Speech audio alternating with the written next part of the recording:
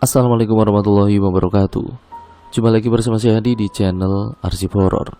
Dan pada video kali ini saya akan kembali lagi membacakan suatu kisah misteri. Kali ini berjudul tentang sebuah kisah banyaknya tragedi kematian karena ritual pesugihan. Yuk, daripada kita lama-lama, mari kita langsung saja mulai ceritanya. Perhatikan baik-baik karena ceritanya akan segera saya mulai.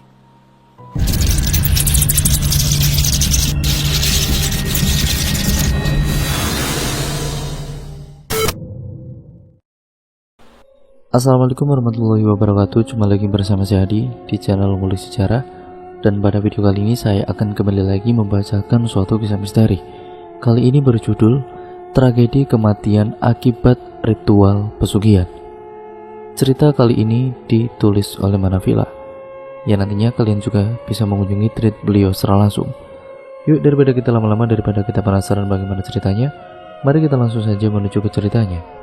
Namun sebelum itu, seperti biasanya saya sarankan untuk kalian semua agar mendengarkan cerita kali ini ataupun video kali ini dengan earphone terbaik kalian, agar kalian mendapatkan kualitas audio yang jauh lebih baik. Yuk, mari kita langsung saja mulai ceritanya. Ayuni Aidina adalah seorang penulis yang baru saja melahirkan anak keduanya.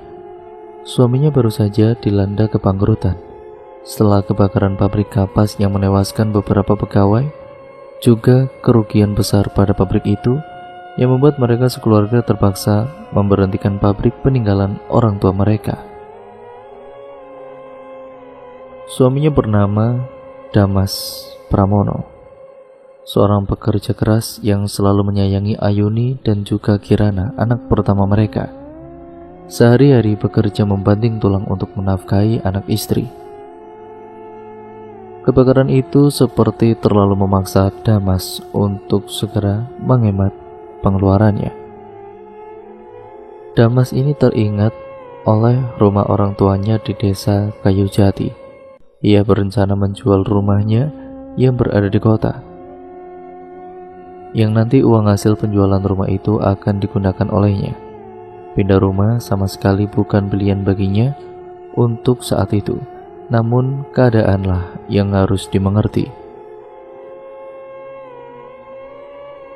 Bila mana ia tidak segera menjual rumah itu, sementara pekerjaan pun sedang tidak ada, uang apa yang akan dipakai untuk menafkahi istri dan kedua anaknya? Mas, kamu yakin mau menjual rumah kita? Apakah tidak ada cara lain yang resikonya lebih kecil? Sekarang ini kita punya bayi. Anak kedua kita harus benar-benar kita perhatikan. Lalu bagaimana dengan sekolahnya Kirana? Dia sudah dewasa, umurnya sudah 17 tahun. Apa penjelasan kamu untuknya nanti? Aku yakin cara ini adalah cara yang tepat untuk kita. Lagi pula aku juga belum punya pekerjaan tetap. Para pegawai banyak yang jadi korban kebakaran. Keluarga mereka masih berduka, sementara pegawai lain trauma dengan kejadiannya. Seandainya aku memilih untuk membuka kembali pabrik, juga tidak akan berhasil. Biaya yang harus kita keluarkan akan bertambah besar. Justru Kirana sudah dewasa, maka aku ingin dia mengerti kondisi kita sekarang ini. Kirana akan dipindahkan dari sekolahnya. Dia akan sekolah di desa. Di dalam hati Ayuni semua begitu kacau, berantakan. Tidak mudah baginya untuk begitu saja memprotes keputusan suaminya. Ia tahu bahwa posisi itu memang sangat sulit untuk siapapun, apalagi tentang pendidikan Kirana. Ya sudah, lebih baik kamu siapkan makanan, sebentar lagi Kirana pulang. Aku nanti yang akan menjelaskan kepadanya, kata Damas. Pabrik kapas yang kebakaran itu peninggalan orang tua kamu yang tinggal di desa Kayu Jati. Aku merasa tidak enak kalau harus memberi kabar buruk ini kepada mereka, kata Ayuni merubah topik pembicaraan. Iya, kamu siapkan dulu makanannya. Jangan terlalu serius. Tiba-tiba Kirana datang, membuka pintu rumah dengan kasar, tidak menyambut kedua orang tuanya yang ada di dalam rumah. Dari awal aku sudah tidak yakin Kirana akan mengerti. Kondisinya saja seperti itu. Sepertinya dia sedang punya masalah. Sebaiknya aku menyusulnya ke kamar. Semoga berhasil, bisik Damas. Ayuni menggeleng-gelengkan kepalanya. Dibukalah pintu kamar Kirana. Sayang, kok kamu cemberut begitu? Kalau kamu ada masalah di sekolah, cerita sama bapak sama ibu. Jangan menyimpannya untuk diri kamu sendiri, kata Ayuni dengan lembut kepada putrinya. Uang SPP Kirana menunggak 3 bulan, Bu. Tadi guru sudah bilang katanya bapak sama ibu harus bayar paling lambat besok. Terus kenapa kamu sedih begitu? Kan tinggal dibayar saja. Tidak ada orang tua yang tega membiarkan anaknya putus sekolah, sementara anak lain masih ceria dengan dunia mereka. Tapi Kirana kasihan sama bapak sama ibu. Nyari uang kan susah. Ibu kira Kirana tidak tahu tentang kebakaran pabrik kapas bapak. Kirana sudah tahu, Bu. Justru Kirana mau bantu supaya kita sama-sama berusaha untuk mencari jalan keluar dari musibah ini. Mendengar kata-kata anaknya itu, Ayuni luluh. Dalam hatinya, hidup kembali sesuatu yang hampir sepenuhnya padam. Semangat untuk menghidupi keluarga, menyayangi mereka, dan bagaimana supaya bisa tetap bahagia. Ternyata kamu anak yang pengertian ya, Nak. Ibu bersyukur punya putri yang cantik, berprestasi, dan bersifat baik sepertimu, Nak, kata Ayuni sembari memeluk putrinya tanpa sadar air matanya menetes di atas pundak Kirana. Bagaimana cara Kirana membantu bapak dan ibu? Tanya Kirana. Belajar yang rajin dan nurut sama orang tua. Kirana memeluk ibunya kembali. Ia paham betapa besar kasih sayang ibunya terhadapnya. Walaupun ia masih gelisah memikirkan cara supaya orang tuanya bisa keluar dari krisis ekonomi keluarga. Kirana belum makan kan? Ayo makan dulu. Bapak udah nunggu di ruang makan. Akhirnya seluruh anggota keluarga pun berkumpul di meja makan, termasuk si kecil, adik baru Kirana yang diberi nama Gali. Mereka adalah motivasi terbesar Ayuni dan Damas untuk optimis dalam menghadapi ujian ini. Kirana, ayo sini, duduk di sebelah bapak, kita makan bareng ya, ajak Damas. Alhamdulillah ya Pak, kita masih ada makan malam enak seperti ini. Makan pakai ikan, lengkap sama sayur-sayuran. Mungkin beberapa hari lagi tidak akan seperti ini, ucap Kirana sembari mendekati Damas dan menata piring makan. Kok gitu ngomongnya? Ya, gimana lagi, Kirana ada apa? Damas sedikit terkejut mendengar ucapan putrinya itu. Dia berharap semua akan baik-baik saja. Pak, Kirana ini setiap akhir pekan selalu berangkat belajar tambahan. Bahkan kadang-kadang Kirana pulang malam. Bapak tahu itu kan? Tapi apa Bapak pernah berpikir bahwa sebenarnya Kirana juga khawatir sama Bapak? Biaya belajar tambahan yang diadakan setiap akhir pekan itu tidak murah, Pak. Kirana mau berhenti saja ya, daripada Bapak tambah repot. Belum lagi kebutuhannya Gali sehari-hari. Pabrik kapasnya Bapak kan baru saja kebakaran. Maafkan Bapak ya Nak, tapi bagaimanapun juga kamu harus fokus sama pendidikan kamu. Dan soal belajar tambahan sama sekolah kamu tidak usah khawatir. Semua akan Bapak bayar lunas besok. Setelah itu Bapak urusi urusan lainnya. Maksud Bapak? Tanya Kirana. Ayuni menuangkan air putih di sebuah cangkir yang terletak di depan Kirana. Damas menunduk bingung, situasinya benar-benar sulit. Minum dulu, ucap Kirana. Bapak sudah bilang sama ibu, kita akan menjual rumah ini dan pindah ke desa Kayu Jati, desa nenek dan kakek kamu. Kirana mau kan tinggal di sana? Kirana, tenang saja. Bapak akan cari sekolah paling bagus di daerah sana buat Kirana. Bapak harap Kirana tidak keberatan. Sebenarnya kalau itu memang cara untuk Kirana meringankan beban orang tua, kenapa tidak? Ya karena tidak semua sesuatu yang berada di dunia ini harus sesuai dengan keinginan kita. Kirana ikhlas kok. Semua terserah Bapak sama Ibu, selama itu baik buat masa depan Kirana. Terima kasih sudah mengerti keadaan Bapak. Bapak bangga sama kamu Nak. Setelah semua urusan sekolah kamu selesai, kita siap-siap buat pindah ke Kayu Jati ya, kata Damas bernapas lega. Pak, anaknya pengertian ya, ucap Ayuni. Ibu juga pengertian sama bapak. Mereka bertiga pun tersenyum kecil. Kali yang tidak tahu apa-apa, rupanya ikut tertawa melihat keluarganya bahagia. Ikatan batin sebuah keluarga memanglah sangat kuat. Setelah ini kita beres-beres menyiapkan diri untuk pindah, supaya lusa kita tidak berburu-buru berangkatnya. Persiapan jauh dari awal itu lebih bagus, kata Damas. Seluruh anggota keluarga rupanya menyetujui keputusan Damas. Tidak terkecuali Galih. Sedari tadi, bayi laki-laki itu tersenyum melihat kakak dan orang tuanya. Keesokan harinya, Damas pergi ke sekolah Kirana untuk mengurus biaya pendidikan Kirana. Perpindahan Kirana juga sudah disetujui oleh pihak sekolah. Hampir semua sudah beres. Sementara Ayuni dan juga Kirana sibuk beres-beres rumah. Barang-barang sudah tersusun rapi di koper. Bahkan Damas telah menyewa mobil pick up juga untuk menggotong barang-barang besar seperti lemari, ranjang, dan juga yang lainnya untuk dipindahkan ke tempat tinggalnya di daerah Kayu Jati. Semoga perjalanan besok pagi menyenangkan, kata Kirana. Orang tuanya mengusap kepala Kirana dan memeluknya. Terima kasih sayang. Iya pak, bu, Kirana sayang sama bapak, sama ibu. Keesokan harinya Kirana membuka pintu kamarnya. Barang-barang di depan pintu kamar Kirana sudah tertata rapi. Kirana, cepat mandi. Hari ini kita akan berangkat sayang. Ibu sudah menyiapkan baju gantimu. Ada di kamar mandi. Kau cek saja di sana, perintah Ayuni. Iya bu, ini baru aja bangun. Kirana gosok gigi dulu biar mulut Kirana tidak bau. Lebih baik sekalian mandi nak. Kamu kira ini jam berapa? Oh iya, sampo sedang habis, tidak apa-apa ya. Baiklah. Kirana sudah membayangkan betapa beratnya hari ini. Ia sungguh tidak terbiasa jika berlama-lama tinggal di desa. Namun ia berdoa supaya Tuhan mempermudahkan urusannya hari ini. Bismillahirrahmanirrahim.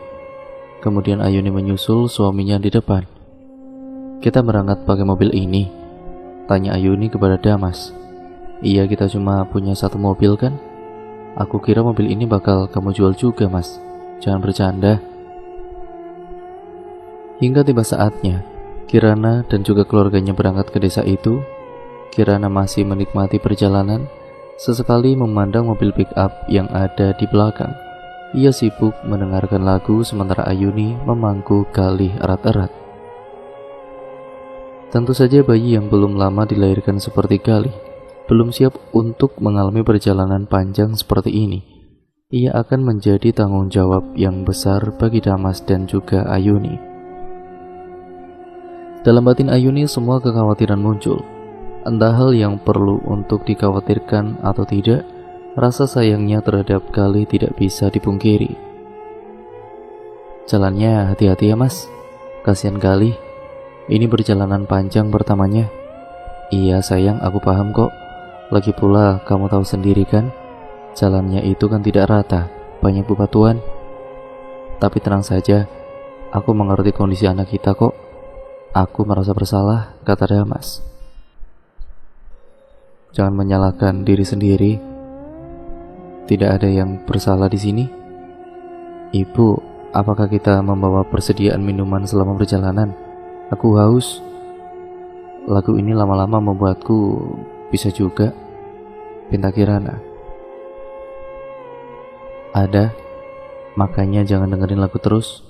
Ngobrol sama bapak atau ibu supaya tidak sepi. Aku baru memutar 4 lagu bahkan. Nanti kalau sudah sampai di desa, jaga sikap ya yang sopan. Nenek dan juga kakek pasti juga akan bahagia jika kita tinggal di sana, perintah Ayuni. Jadi nenek dan juga kakek sudah tahu tentang kebakaran pabrik kapas itu. Aku berharap mereka bisa menerima kehadiran kita di sana bu, sahut Kirana. Nenek dan juga kakekmu orangnya santai kok, tidak usah terlalu banyak khawatir. Ayah akan menjelaskan kepada mereka Mereka pasti akan mengerti kok. Semua ini kan musibah. Tidak ada yang menginginkan ini terjadi. Tidak ada juga yang pantas untuk disalahkan. Kamu jangan berpikir macam-macam tentang nenek dan juga kakekmu ya. Takut nanti jadi prasangka buruk. Damas berpikir bagaimana caranya memperbaiki situasi. Beberapa waktu kemudian, tidak jauh dari desa ada seorang gadis yang digotong banyak orang. Kirana melihat kejadian itu. Kenapa gadis itu? Tanya Kirana kepada orang tuanya. Mungkin kecelakaan. Apa sebaiknya kita tolong saja, Bu? Tanya Damas kepada istrinya. Tidak, Mas, jangan. Aku tidak mau hal buruk terjadi kepada kita. Gadis itu tampak histeris. Kalau memang kecelakaan, kenapa tidak ada luka di tubuhnya? Kamu lanjut saja perjalanannya. Jangan berpikir lama-lama dan jangan berpikir macam-macam juga. Kali sedang menunggu, jawab Ayuni. Iya, Pak, jangan, Pak. Kita kan masih orang baru di sini. Nanti kalau mereka kira kita orang jahat, bisa diserang kita, kata Kirana melanjutkan. Nantikan bicaramu, Kirana. Jangan bicara macam-macam. Bapak sedang menyetir. Dari tadi kamu terlalu banyak khawatir. Kamu bisa tidur dulu. Kan sudah dekat, Pak. Kalau begitu terserah kamu saja. Hingga akhirnya mereka tiba di tujuan mereka. Nenek dan juga kakeknya Kirana menyebut mereka dengan baik. Bahkan sampai dibuatkan nasi sayur dan juga teh hangat. Kali digendong kakek dan juga diajak ke belakang rumah melihat seekor sapi. Dan bayi laki-laki mengemaskan itu tertawa.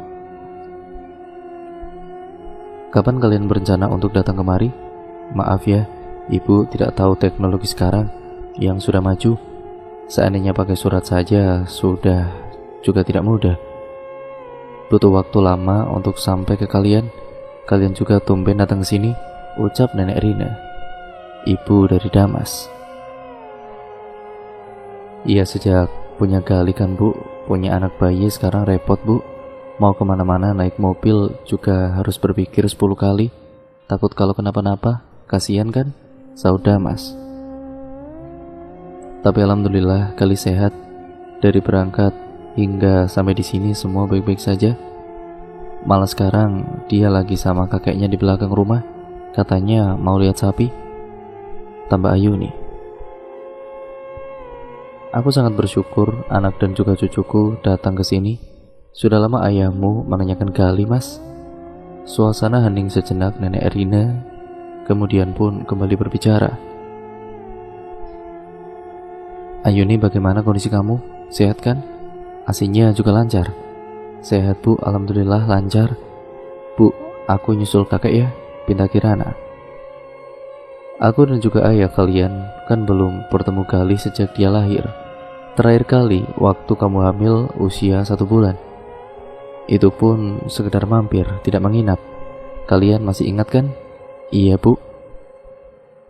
Bahkan beberapa waktu setelah ayah dan juga ibu Kirana berbincang dengan nenek memasak makanan yang cukup banyak untuk mereka.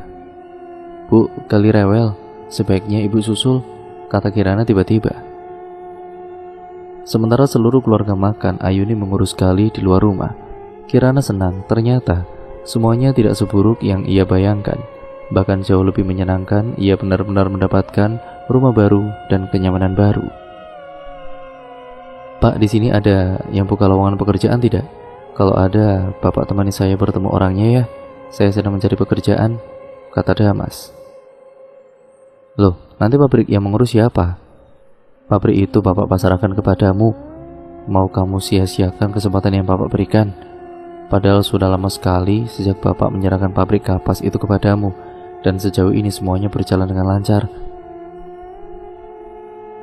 Saya sebenarnya ingin memberitahu hal ini sedari tadi, Pak. Namun belum sempat saja. Pabrik kapas itu baru saja mengalami kebakaran. Sebagian karyawan bahkan meninggal di sana, Pak. Damas tidak bisa mendirikan pabrik itu kembali karena kerugiannya terlalu besar. Tapi Damas mengambil keputusan untuk menjual tanah bekas pabrik itu kepada orang lain, supaya nanti uangnya bisa untuk kebutuhan sehari-hari kita dan juga pendidikan Kirana. Kakek menghela napas dan dia nampak sangat sedih sekali mendengar kabar itu. Dia memberikan saran supaya Damas membuka toko tekstil di samping rumah kakek. Rupanya kakek sudah paham bahwa Damas keluarga pindah dari kota ke desa karena hal itu. Kamu sebaiknya menggunakan uang hasil penjualan tanah itu untuk buka usaha tekstil di samping rumah ini, supaya istrimu juga bisa membantu biar Gali diurus oleh ibumu. Terima kasih Pak, saya tidak tahu bagaimana jadinya keluarga saya jika tidak ada bapak dan juga ibu, ucap Damas.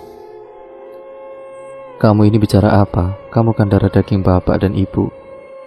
Apakah merupakan satu hal yang tidak wajar jika orang tua membantu anaknya yang sedang dalam musibah? Semua ini kecelakaan, Bapak paham. Bapak juga berterima kasih kepadamu karena sudah menjalankan amanah Bapak. Iya Pak, terima kasih banyak ya Pak.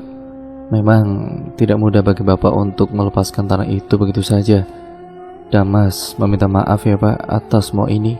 Damas akan berusaha untuk tidak membuat Bapak kecewa lagi. Maafkan Damas. Tidak bisa dipungkiri, kebakaran pabrik itu membuat seluruh keluarga Damas terpukul. Namun, keadaan bisa dirubah dengan keyakinan besar untuk memperbaiki segalanya bersama-sama dan saling mendukung. Keesokan harinya, Damas dan juga Kirana pergi ke sekolah terdekat. Sekolah baru Kirana di Kayu Jati. Damas telah mengurus semuanya, bahkan 2 hari ke depan. Kirana sudah bisa melanjutkan sekolahnya, hingga sampailah mereka berdua di rumah. Bagaimana tadi? Lancar? Tanya Ayuni. Lancar, alhamdulillah, jawab Damas. Bu, Kirana ke kamar nenek dulu ya. Tentu saja, pergilah. Sesampainya di kamar neneknya, Kirana menanyakan kejadian kemarin kepada nenek tentang seorang perempuan yang digotong para warga. Kejadian itu membuat Kirana penasaran dan mencari tahu kebenarannya. Kamu tidak akan mengerti walau nenek jelaskan sekalipun, Kirana. Sebaiknya nenek tidak usah cerita saja ya. Ceritakan kepada Kirana, Nek. Kirana ingin tahu apa yang sebenarnya terjadi kepada perempuan itu, sampai-sampai dia kok digotong-gotong oleh para warga. Kondisinya seperti orang sakit, aneh sekali. Apakah kabar tentang kejadian ini sudah tersebar di desa? Perempuan itu, nenek yakin yang kamu maksud itu adalah Sekar Mirah. Dia memang masih muda, namun ambisinya untuk kaya sangat tinggi. Dia akan menghalalkan segala cara untuk bisa mendapatkan apa yang dia inginkan. Dia memakai sebuah benda bodoh yang katanya bisa mendatangkan kekayaan. Menurut kabar yang beredar, benda itu bernama Pring Petuk, sebuah bambu yang ruasnya saling bertemu satu sama lain. Orang-orang tua di sini tahu betul betapa berbahayanya benda itu. Ada makhluk gaib di dalamnya. Tapi nenek berusaha untuk tidak mempercayainya. Nenek bahkan pernah menghentikan Sekar Mirah untuk berhenti menggunakan benda itu. Tapi apa yang kemudian terjadi? Kamu bisa melihat sendiri, Kirana. Dunia memang sudah gila, kata nenek. Tapi apakah penduduk desa Kayu Jati dirugikan oleh perbuatan Sekar Mirah, Nek? Entah, nenek berusaha menjauhi hal-hal seperti itu. Yang paling penting, kita sekeluarga jangan ikut campur tentang urusan Sekar Mirah itu. Sudahlah, jangan bertanya lagi untuk hal yang sama. Lebih baik kamu bantu nenek menanam jagung di kebun. Ada banyak yang belum selesai. Baik, Nek. Kebun jagung yang jaraknya lumayan dekat dengan rumah itu terlihat bersih dan segar. Bahkan Kirana ini bisa meredakan rasa penasarannya setelah sampai di sana. Memang tidak terlalu drastis, tetapi Kirana penasaran ada sesuatu yang ia ingin tanyakan dan belum dijawab. Tapi menanam banyak pohon jagung dan memetik sebagian jagung cukup melelahkan. Mungkin itu 20% faktornya. Kamu tidak boleh terlalu ingin tahu tentang benda itu, Kirana. Lakukan saja pekerjaan yang positif dan juga normal. Kehidupanmu akan lebih menyenangkan, apalagi kamu masih muda, kata nenek. Setelah beberapa waktu, akhirnya Kirana lelah. Dia pun meminta izin untuk pulang kepada neneknya. Loh, tidak mau bareng nenek saja? Tapi kalau memang kamu maunya pulang sendiri ya tidak apa-apa. Nenek sebentar lagi juga mau pulang kok. kamu yakin tidak mau pulang bareng saja? Tidak, Nek. Kirana pulang sekarang. Kirana haus. Ya sudah, baiklah kalau seperti itu. Toh juga tidak terlalu jauh dari sini. Hati-hati ya. Di sisi lain, aku tidak menyangka Bapak bisa menerima kenyataan pahit ini. Aku kira dia akan marah kepadaku, karena sesuatu yang dia punya, yang dia tanggung jawabkan kepadaku, telah hangus terbakar dan tidak bisa diperbaiki lagi. Tuhan memberi kita kelancaran atas semua kegiatan yang kita lakukan. Semua berjalan lancar dan didukung oleh orang-orang. Alhamdulillah ya Mas. Iya Bu, rumah ini bahkan juga menyambut kita sekeluarga. Suasananya nyaman, tanpa kita harus kembali menyesuaikan diri. Anak-anak pun terlihat senang. Kita punya 2 anak yang bisa mengerti kita ya Mas. Ya memang kalau semua dijalani dengan lapang dada dan juga keikhlasan akan memberikan dampak yang baik juga untuk kita sendiri. 14 hari kemudian, hidup di desa Kayu Jati sudah menjadi hal yang biasa untuk Kirana. Tidak ada keberatan dan juga keluh kesah, semua normal, bahkan sekolah barunya cukup menyenangkan. Dia bahkan sudah memiliki seorang sahabat desa bernama Citra. Esok harinya Citra akan datang ke rumahnya, tapi hari ini Kirana harus membeli kue kering di warung terdekat untuk dihidangkan di ruang tamu. Karena persediaannya memang sudah tidak ada, maka harus dibeli olehnya. Kirana menggunakan sepeda kakek untuk ke sana di perjalanan. Ia kembali bertemu dengan wanita yang nenek bilang sebagai Sekar Mirah. Dia kini terlihat baik-baik saja, pakaiannya juga normal saja. Setelah beberapa hari sejak Kirana melihat kejadian itu, Sekar Mirah lama tidak kelihatan. Ya wajar, mungkin karena Kirana masih warga baru di sana, atau memang Sekar Mirah yang jarang keluar rumah. Tapi tetap ada yang aneh dengan wanita itu. Rambutnya seperti habis dipotong menggunakan sebuah pisau. Dia menatap tajam ke arah Kirana, bahkan memandangi Kirana dengan jarak yang sangat dekat. Kirana menjadi ketakutan. Kantung mata Sekar Mirah berwarna hitam. Tentu saja semua orang juga akan takut dengan situasi yang sama. Maaf, apa yang salah dengan diri saya? Tanya Kirana. Sekar Mirah menjauh dan kembali berjalan. Dia hanya tersenyum mendengar pertanyaan Kirana. Tidak lama kemudian dia menangis. Kirana menduga Sekar Mirah mengalami gangguan kejiwaan. Seperti yang nenek katakan, ada kejadian tidak enak Sekar Mirah dengan sebuah benda yang bernama pring petuk. Sudahlah, terlalu banyak memikirkan hal yang tidak penting akan membuang-buang waktu. Aku harus segera membeli kuenya sebelum hari semakin panas. Sesampainya di warung, Kirana melihat ibu penjaga warung berbicara dengan temannya. Rupanya, mereka membicarakan Sekar Mirah. Lama-kelamaan, Kirana risih juga dengan cerita itu. Kirana memanggil ibu itu. Bu, kue keringnya 2 toples ya? Iya Neng, carinya rasa apa? Terserah. Kirana telah mendapatkan kue pesanan neneknya. Dia bergegas pulang dan sesamanya di rumah, Kirana bertemu Ayuni yang sedang membuat api. Ibu sedang apa? Kan sudah ada kompor, tidak perlu susah-susah membuat api itu Bu.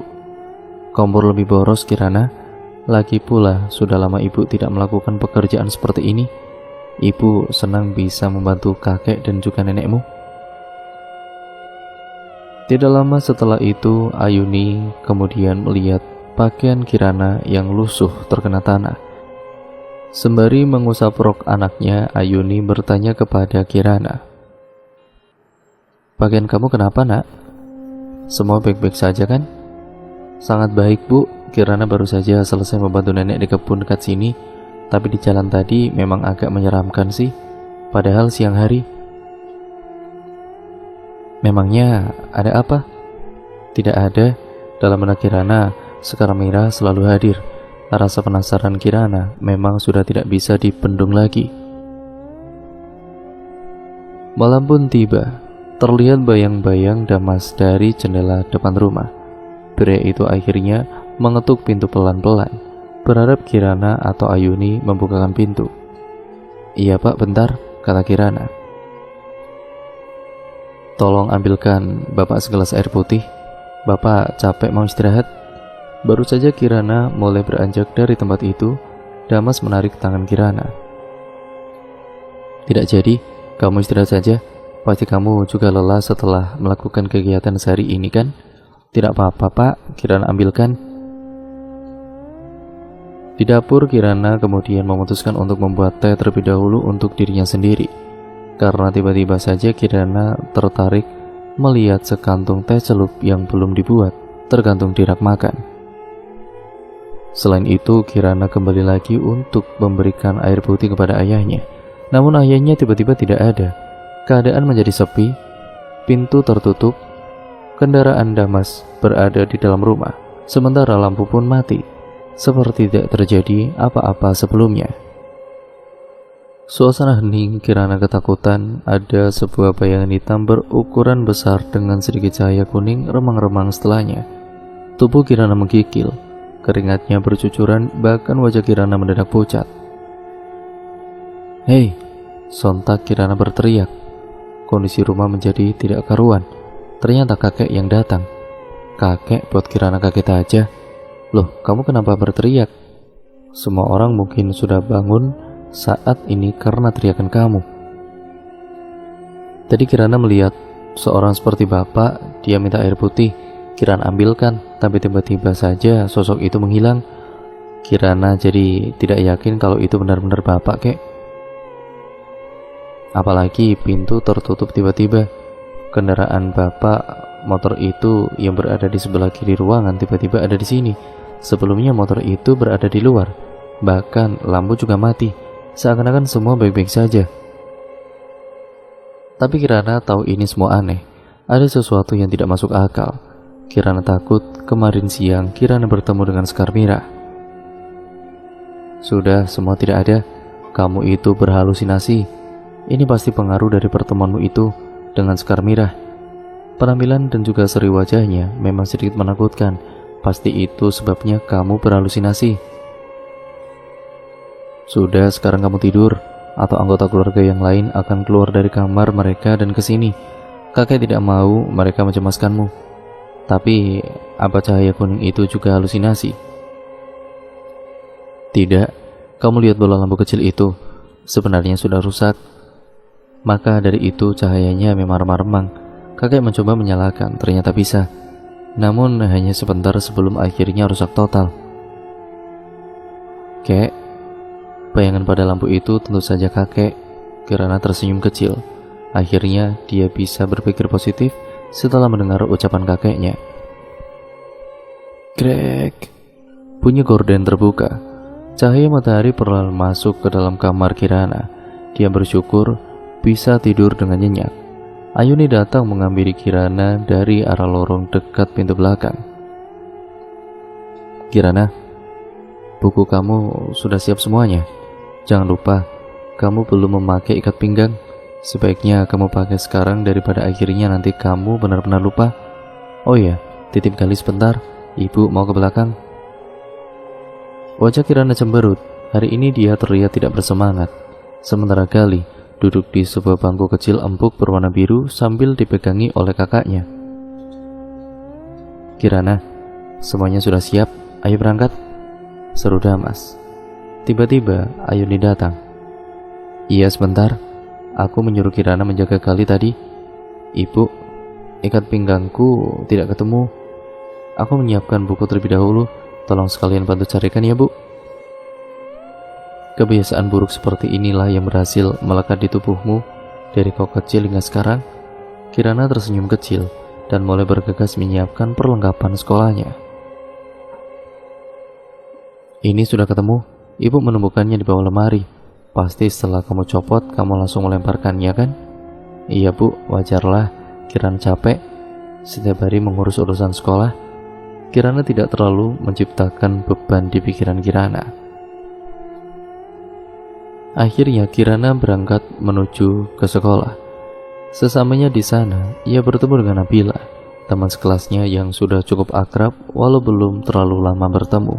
Tapi Nabila adalah orang yang selalu kemana-mana berdua dengan Kirana.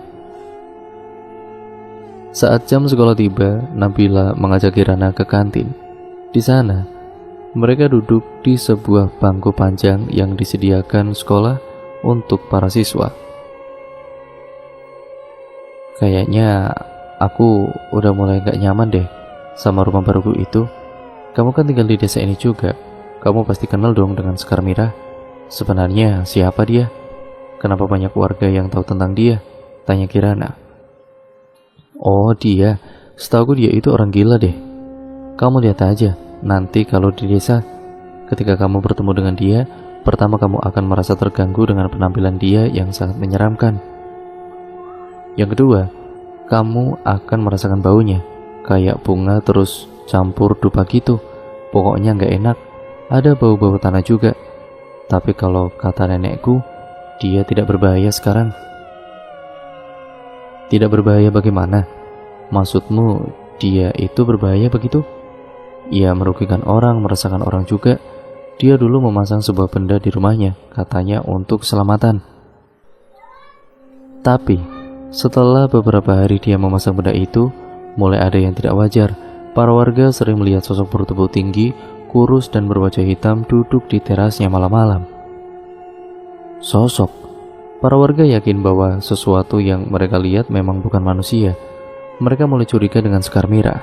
Tapi pada saat itu tidak ada yang melakukan apapun, perlawanan, pelaporan, atau bahkan bertanya pada Sekar Mirah. Oh, jadi mereka masih belum terlalu yakin terhadap apa yang mereka lihat, atau mereka merahasiakan hal itu satu sama lain pada saat itu. Jujur, aku tidak terlalu banyak tahu tentang dia. Lebih baik kamu bertanya kepada orang-orang desa nanti. Janji deh, pulang sekolah nanti kita jalan bareng, kata Nabila. Di sisi lain, Damas pun kemudian mengumpulkan orang untuk membantu pembangunan toko tekstil di dekat rumahnya. Pembangunan itu berlangsung dari pukul 6 pagi hingga 5 sore.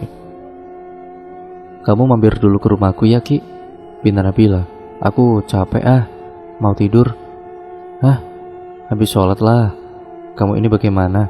Kamu kira aku lupa waktu seketika kalau udah capek?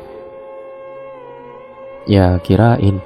Makanya kalau ngomong yang lengkap, jangan kayak tebak-tebakan gitu. Aku jadi mikir deh. Kirana tiba di rumah. Nenek menemuinya dan berkata, tasnya ditaruh dulu, biar nenek yang meletakkan di meja kamu. Terima kasih Nek. Kamu ganti baju dulu. Jangan ditunda-tunda. Setelah ini kamu harus sholat maghrib. Kalau habis maghrib jangan langsung tidur, kebiasaan. Nanti bangun tengah malam alasannya mau ganti sholat isya. Kirana meringis. Dia malu dengan kebiasaannya yang salah itu. Pokoknya setelah ini, aku mau minum kopi supaya tidak ketiduran.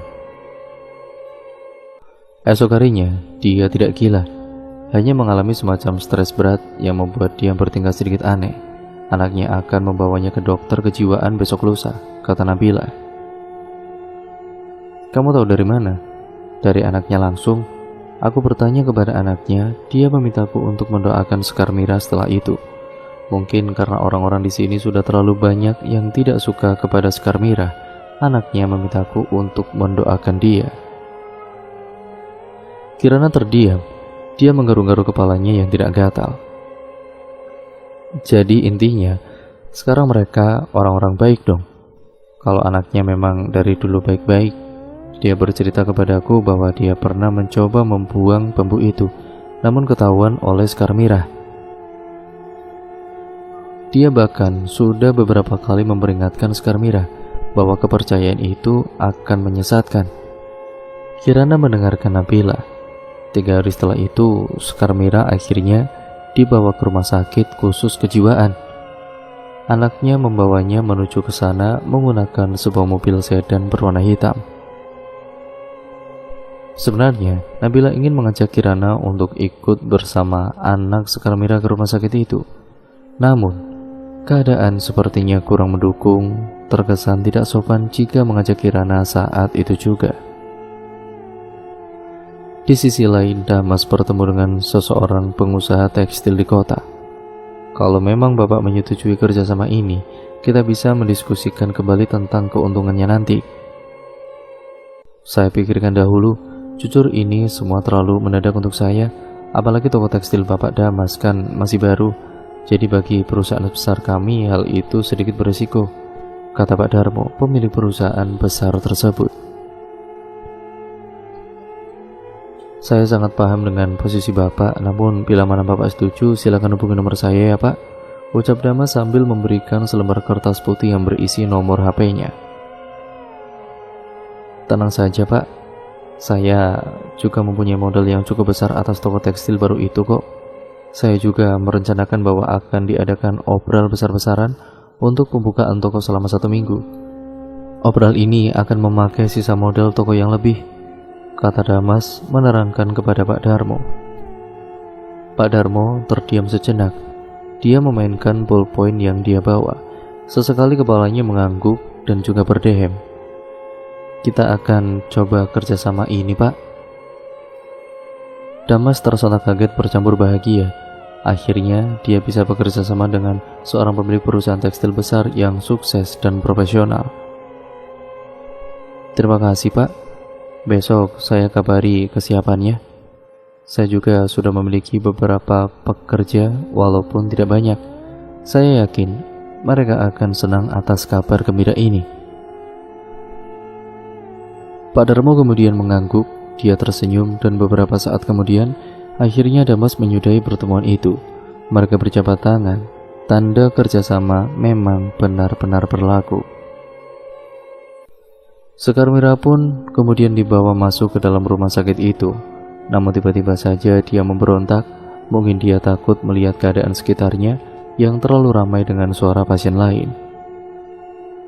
Bahkan anaknya sampai mentelepon orang dari desa. Maka Nabila lah yang ditelepon. Dia satu-satunya orang yang peduli dengan masalah Sekarmira. Alhasil Kirana ikut bersamanya.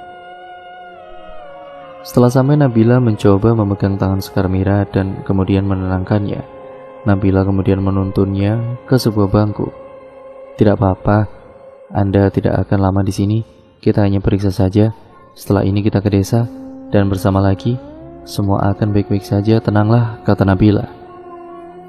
Kirana hanya menggigit jarinya. Ia ketakutan. Beberapa saat setelah itu, seorang pasien lewat di depannya bersama seorang dokter. Ada monster hitam di belakangmu. Dia sangat tinggi. Tubuhnya seperti pohon bambu, kata pasien itu. Seorang penderita kejiwaan, orang gila. Tentu saja Kirana mengabaikan. Toh juga hanya perkataan orang gila. Namun sebenarnya makhluk itu memang benar-benar ada di dekat Kirana. Ibu ini hanya perlu obat Pak, kata dokter kepada anaknya Sekarmira. Dia mengelus dadanya dan bersyukur gangguan kejiwaan yang dialami ibunya tidak perlu tindakan yang berlebihan. Nama anak Sekarmira adalah Aji. Malam pun tiba, Aji memberikan obat kepada Sekarmira. Obat itu diminum oleh Sekarmira tanpa bantuan Aji. Nak, tolong bebaskan ibu dari keadaan ini. Ibu ingin bersosialisasi dengan masyarakat desa. Ibu ingin memiliki kehidupan yang normal, yang seperti orang lain. Kapan obat ini harus terus ibu konsumsi? Sampai stres ibu hilang, sampai ibu sembuh dan tidak lagi berteriak tanpa sebab. Jujur saja aku malu Bu, setiap malam menyakiti ibu kambuh. Masyarakat desa kadang mendengar ibu teriak-teriak. Ibu janji ya akan mengendalikan diri dan tidak teriak-teriak lagi. Itu karena apa yang terjadi di antara keluarga kita. Aku tahu Bu, makanya ibu sembuh dulu. Aji janji ibu akan memiliki kehidupan normal seperti orang-orang kebanyakan setelah ibu sembuh. Aji, dengarkan ibu, makhluk itu belum pergi. Dia masih di sini. Ibu sering melihatnya hadir di sini malam-malam. Bahkan saat ibu tertidur, dada ibu sesak seperti diduduki oleh sesuatu. Satu hal yang kamu harus ingat, ibu tidak gila. Hal-hal aneh yang memang tidak masuk akal, yang tidak dipercaya orang-orang, hal itulah yang benar-benar ada dan mengganggu keterangan ibu. Aji hanya mengangguk. Kirana, panggil Ayuni dari balik pintu. Ayuni kemudian mengetuk pintu itu berkali-kali supaya Kirana lekas keluar. Iya bu, kakek punya patung ya di rumah ini. Kamu tahu tidak, patung apa bu? Setahu Kirana tidak ada patung di rumah ini. Tadi, waktu ibu menyalakan lampu kuning samping rumah, ibu melihat bayangan manusia bertubuh tinggi, kurus dan bayangan itu hitam. Ya, ibu pikir itu patung milik kakekmu. Entahlah, tidak jelas juga, tapi ibu penasaran. Ibu sudah mencoba bertanya kepada ayahmu, namun ayahmu tidak mau dibangunkan. Dia masih tertidur pulas. Diajak bicara pun tidak mau. Halusinasi mungkin. Segampang itu kamu berkata bahwa ibu berhalusinasi. Tidak pernah sekalipun seumur hidup ibu mencoba mencari tahu lebih dalam tentang hal-hal seperti itu. Tapi sekarang ibu melihatnya. Walaupun ibu bilang kepadamu kalau itu hanya sebuah patung, dalam lubuk hati yang paling dalam, ibu yakin bahwa itu adalah makhluk halus. Tidak bu, aku tahu yang ibu alami kok. Aku juga pernah merasakan sosok itu. Aku percaya dengan ibu. Sekarang ibu tidur saja. Ya sudah, ibu ke kamar dulu ya. Kirana pun mengangguk dan kemudian masuk ke dalam kamarnya lagi. Sebenarnya dia takut, apalagi setelah ibunya melihat sosok itu.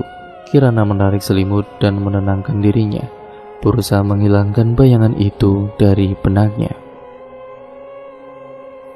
Sesaat kemudian akhirnya Kirana tertidur nyenyak, dan malam itu, di saat semua orang tertidur, termasuk keluarga Kirana, makhluk tinggi kurus berwarna hitam itu muncul di jalan depan rumah. Cara berjalannya melambat seperti bambu yang diterpa angin pelan. Tidak ada yang melihatnya pada saat itu. Sampai pagi pun tiba, orang-orang melakukan aktivitasnya lagi. Telepon di samping tempat tidur Kirana pun berbunyi. Rupanya Nabila yang menelepon. Kirana, kemarilah. Ada orang kecelakaan di dekat pintu masuk desa Kayu Jati. Kondisinya sangat parah. Siapa yang kecelakaan? Tiba-tiba saja telepon mati. Tentu Kirana bergegas menuju ke sana. Tidak peduli penampilannya yang masih sangat berantakan. Setelah memakai jaket, Kirana bersepeda menuju lokasi. Nabila, aku di sini, kata Kirana sedikit berteriak. Nabila berlari, sesekali membenarkan posisi rambutnya yang menutupi wajahnya karena diterpa oleh angin. Sebenarnya dia itu bukan warga sini, tapi kondisinya parah, dan aku dimintai pertolongan tadi. Setelah ini aku akan mengajakmu mengantar korban ke rumahnya. Kebetulan ada KTP di dompetnya. Baiklah, aku akan menemanimu. Nabila ikut mengantar korban itu ke rumahnya, dibantu para warga yang lain. Korban itu tiba di rumahnya dengan kondisi selamat, walaupun keadaan fisik yang sangat parah. Kenapa tidak dibawa ke rumah sakit langsung saja, Pak? Kata salah satu anggota keluarga dengan histeris. Tampak raut mukanya yang begitu sedih melihat kejadian tidak mengenakan ini. Matanya memandang ke sana kemari, dia begitu panik. Begini bu, sebenarnya menurut kami lebih baik ibu tahu dulu tentang kondisi keluarga ibu. Setelah itu, kami akan meminta persetujuan dari keluarga korban untuk tindakan yang akan dilakukan terhadap korban, kata Nabila menjelaskan. Tolong bantu saya membawanya ke rumah sakit sekarang juga. Saya tidak tahu harus meminta pertolongan kepada siapa selain kepada kalian. Tentu saja, pada saat itu juga, orang-orang bergegas menuju ke sana. Sesamanya di rumah sakit, mereka menunggu hasil pemeriksaan. Kok kamu bisa ketemu sama orang itu? Tanya Kirana. Aku tadi habis dari pasar, disuruh sama ibu, tapi tiba-tiba aku mendengar suara orang menjerit dari belakang. Refleks aku kaget, ternyata orang kecelakaan. Saat itu memang aku berada di lokasi kejadian. Makanya aku dimintai tolong oleh para warga. Tiba-tiba saja dokter datang dan menghampiri semua orang yang berkumpul di depan ruangan itu. Maaf, bolehkah saya berbicara dengan keluarga pasien? Saya dok. Bu, kami sudah berusaha sebaik mungkin, namun keadaan pasien terlalu parah. Dia kehabisan darah, seandainya saja ia dibawa ke sini lebih cepat, mungkin dia akan selamat. Seketika itu juga, ibu itu terduduk lemas. Dia menangis terseduh-seduh. Entah kenapa, Kirana terlihat lemas. Dia seperti merasakan sesuatu yang tidak begitu bersahabat. Dan cerita pun akhirnya bersambung ke part yang selanjutnya, yaitu part yang kedua ya teman-teman, yang nantinya akan sekaligus menjadi part terakhir dari keseluruhan alur ceritanya. Terima kasih untuk kalian semua yang sudah menyimak video kali ini dan cerita kali ini.